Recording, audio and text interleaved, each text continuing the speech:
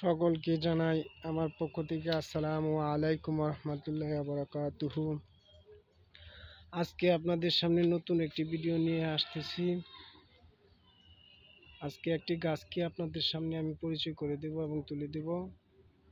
আপনারা দেখবেন আমার নিজের হাতে লাগানো এবং কি করে আপনাদের সামনে একটি গাছকে আমি পরিচয় করে দেব।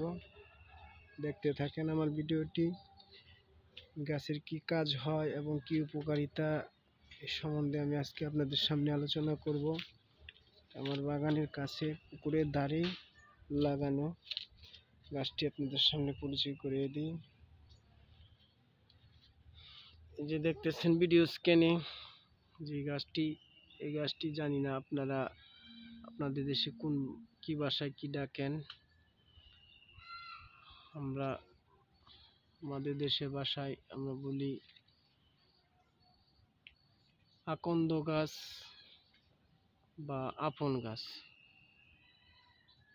গাছটি পরিচয় আপনাদের সামনে একটু বড় করে দেখাচ্ছি। পাতাগুলা দেখেন আপনারা চিনেন কিনা।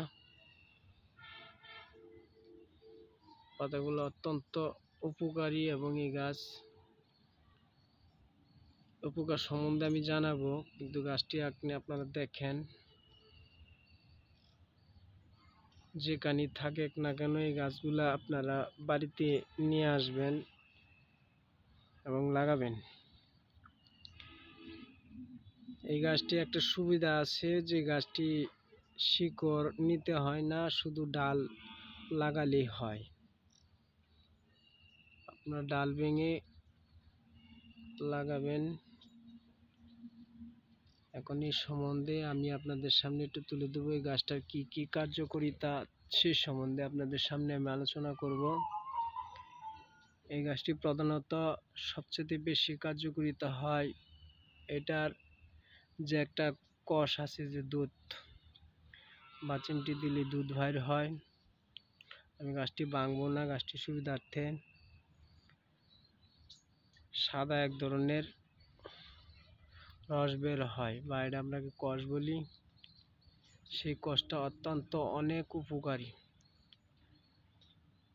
সেটা প্রধানত সবচেয়ে কার্যকারিতা হয় হইল মেয়েদের জন্য। মেয়েদের যদি হাইজ জারি না হয়, সে হাইজ জারির জন্য এই কষটা ব্যবহৃত হয় এবং এই কষটা অতি তাড়াতাড়ি হাইজ জারির জন্য কার্যকারিতা হয়।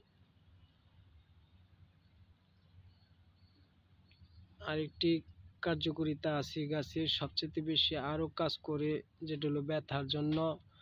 যদি আপনাদের কারো হাতে ব্যথা বা পায়ে ব্যথা হয়, সেই ব্যথার জন্য এই পাতাগুলো অত্যন্ত অনেক উপকারী। পাতাগুলো যদি আপনারা গরম করে সেঁক দেন তাহলে অত্যন্ত আরাম পাবেন। অনেক কার্যকারিতা এই গাছের। এই গাছের শিকড় থেকে এবং আগা পর্যন্ত সমস্ত কিছুগুলাই কার্যকারিতা অনেক। আপনারা যদি এই গাছটা চিনে থাকেন, আপনারা যেখানে থাকুক না কেন সেই গাছটি নিয়ে আপনারা বাড়িতে লাগাবেন। এই গাছের আরও অনেক উপকার আছে। আজকে শুধুমাত্র গাছটা আপনাদের সামনে পরিচয় করে দিলাম। গাছটা আপনারা চিনেন এবং গাছটি আপনাদের বাড়িতে লাগাবেন। আমার এই ভিডিওটা যদি আপনাদের ভালো লাগে, আপনারা অবশ্যই আমার চ্যানেলটিকে সাবস্ক্রাইব করবেন এবং পাশে থাকবেন এবং নতুন ভিডিও আমি আপনাদেরকে যেন দিতে পারি। অবশ্যই আপনারা আমার চ্যানেলটিকে সাবস্ক্রাইব করবেন।